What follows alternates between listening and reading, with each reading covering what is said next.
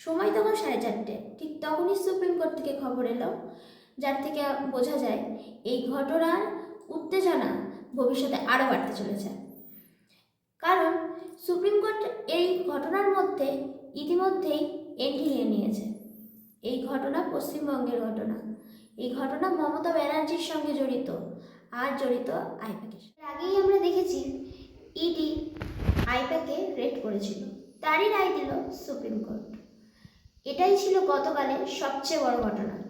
এবার এই ঘটনাটি কি, এই সম্পর্কে একটু জেনে নেওয়া যাক। গত 7 দিন আগে কোল স্মাগলিং কেস নিয়ে ইডি আইপ্যাক ও রেসিডেন্সে রেড করেছিল। এই আইপ্যাক ও রেসিডেন্সের কর্ণধার ছিলেন প্রতীক জৈন। এই সময় মমতা ব্যানার্জি তার কিছু ক্ষমতার দ্বারা না, বেশ ক্ষমতার দ্বারা সেখানে প্রবেশ করে এবং সেখান থেকে বেশ কিছু ফাইল আর ইলেকট্রনিক ডিভাইস নিয়ে বেরিয়ে আসেন। এর ফলস্বরূপ কি হয়, আমাদের ইডি মমতা ব্যানার্জির ওপর অভিযোগ আনেন সুপ্রিম কোর্টে। এই সুপ্রিম কোর্ট এবার রায় দিল 15 তারিখে। কি রায় দিল,